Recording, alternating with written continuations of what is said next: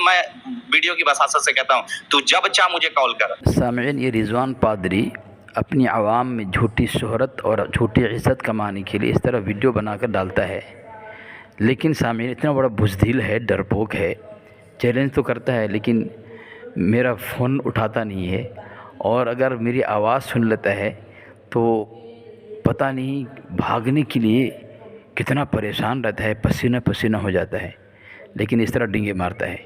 تو سامعین، ایک کذاب دجال مردود نے قطب الاقطاب رشید احمد گنگوئی رحمۃ اللہ علیہ کی ذات پر کس طرح تبرہ بازی کیا ہے اور فتویٰ لگانے کی کوشش کیا ہے کفر کا، اور یہ خود فتویٰ لگا کر کے کافر ہو چکا ہے۔ رضوان پادری اپنے گردن پر کفر کا طوق پہنا ہے، اور صرف خود نہیں بلکہ امام اعظم ابو حنیفہ رحمۃ اللہ علیہ پر بھی مردود نے کفر کا فتویٰ لگانے کی کوشش کی ہے، حضرت رشید احمد گنگوئی رحمۃ اللہ پر فتویٰ لگا کر۔ سنیں سامعین، یہ کس طرح پھنسا ہے یہ۔ اور تمہاری ہی کتاب میں فتاوی رشیدیہ میں یہ لکھا ہوا ہے کہ رسول اللہ صلی اللہ علیہ وسلم کے والدین مسلمان نہیں تھے۔ رحمۃ اللہ وبرکاتہ۔ السلام علیکم۔ وعلیکم السلام۔ جی کون؟ جی مولانا رضوان قادری صاحب فرما رہے ہیں؟ جی محمد رضوان، فرمائیے کون؟ آپ کون بول رہے ہیں؟ میرا نام محمد صابر احمد ہے، میں حیدرآباد سے بول رہا ہوں، اور جی اہل السنت والجماع علماء دیوبند سے میرا تعلق ہے۔ اچھا اچھا جی سنائیں۔ کوئی آپ کی ابھی جو آپ کے دوست صاحب کے ساتھ آپ نے جو ویڈیو کال یوٹیوب پہ اپلوڈ کی وہ دیکھ رہا تھا میں، پھر اس کے بعد میں آپ کے دوسرے بھی ویڈیوز وغیرہ دیکھا، پھر اس کے بعد میں وہ جو آپ کی علی اصغر صاحب سے بات چیت ہوئی وہ بھی میں دیکھا، جی تو اسی تعلق سے پھر میں آپ کے اور دو چار ویڈیو بھی دیکھتا گیا۔ تو علم غیب کے سلسلے میں بات چیت ہوئی آپ کی، خیر وہ ایک علی اصغر صاحب سے ہوئی آپ کی، لیکن مجھے یہ پوچھنا تھا آپ سے کہ حضرت صلی اللہ علیہ وسلم کے والدین کے سلسلے میں کیا عقیدہ رکھنا چاہیے؟ تو آپ نام بتائیں، شاید صابر بتائیں نا؟ ہلو، آپ کا نام صابر ہے؟ جی جی۔ صابر بھائی ابھی ہم سوئے ہوئے تھے، ابھی جسٹ ہم اٹھے ہیں۔ اچھا اچھا۔ تو ہم ابھی کال آپ کو کیے ہیں، تو میرے خیال سے اس پر اگر ہمیں گفتگو کرنی ہے اچھے انداز میں، اور کیا عقیدہ رکھنا چاہیے یا ہمارا عقیدہ کیا ہے، اہل سنت والجماعت مطلب کہ اعلیٰ حضرت کے ماننے والوں کو کیا عقیدہ ہے، جی سمجھے، تو اس پر ہم انشاءاللہ اطمینان سے گفتگو کریں گے۔ آپ کب کال کروں حضرت؟ کب کیجیے گا؟ ایسا کیجیے کہ آج تو شام میں بھی پروگرام ہے، تو تھوڑا 2-3 دن رک جائیے، ہم اس میں بولیں آج جو بات ہوئی ہے، دیکھیں ابھی میرا پروگرام چل رہا ہے اور گڑا پورا بیٹھا ہوا ہے، 2-3 دن رک جائیں انشاءاللہ۔ آپ کو اگر بات کرنی ہے انشاءاللہ ہم بات کریں۔ آج پیر ہے؟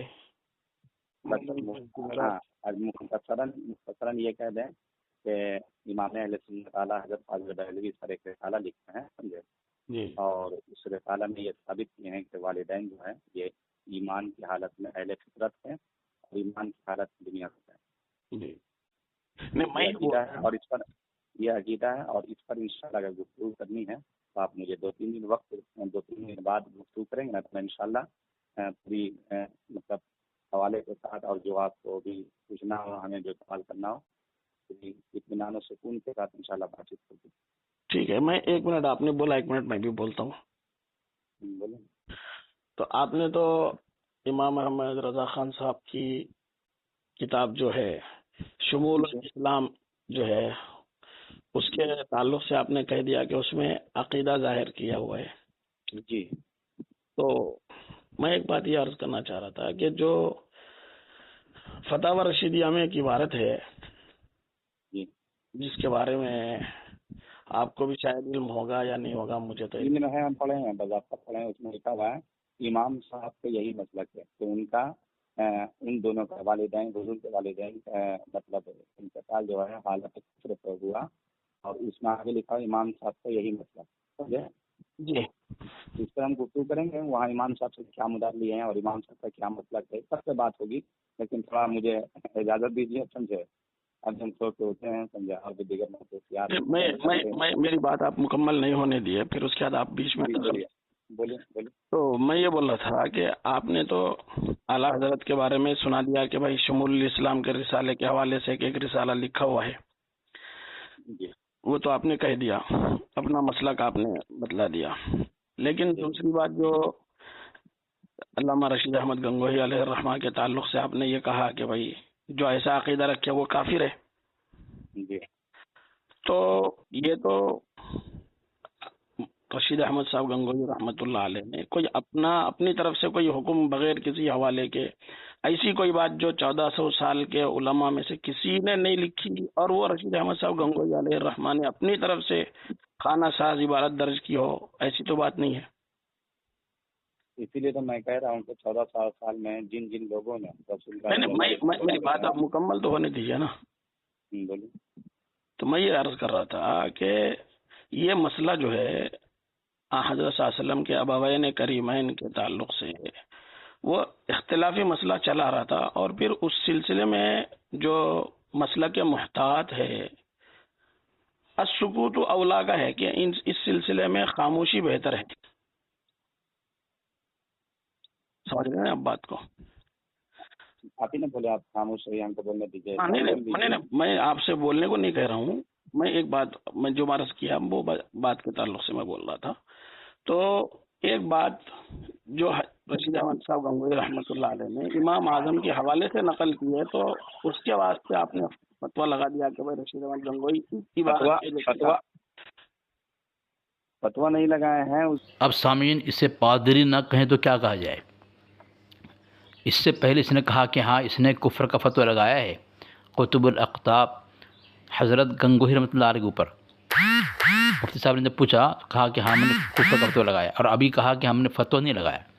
तब ये अपनी बात से मुकर जाता है, अपनी गर्दन पर कुफ्र का तौक देख करके। तो सामीन फैसला आप करें, इस रिजवान पादरी को पादरी ना कहें तो क्या कहें, फिर से सुने सामीन। लेकिन दूसरी बात जो अल्लामा रशीद अहमद गंगोही अलैहि रहमा के ताल्लुक से आपने ये कहा कि भाई जो ऐसा अकीदा रखे वो काफिर है, जी तो ये तो सुन लिया सामीन, रिजवान पादरी ने क्या कहा, जो ऐसा अकीदा रखे वो काफिर है ना, उसने जी कहा। फिर क्या हुआ, जब देखा कि रिजवान पादरी की गर्दन पर ही कुफ्र का तौक लग गया, अब निकाल नहीं सकता, फिर आगे मुकर गया। देखें, ये है इनकी मुनाफिकत और दोगलापन। इसी तरीके से अपने लोगों को जो है रिजवान पादरी गुमराह करता है। सुने आगे सामीन। तो एक बात जो रशीद अहमद साहब गंगोही रहमतुल्लाह अलैह ने इमाम आजम के हवाले से नकल की है, तो उसके वास्ते आपने फतवा लगा दिया कि भाई रशीद अहमद गंगोही की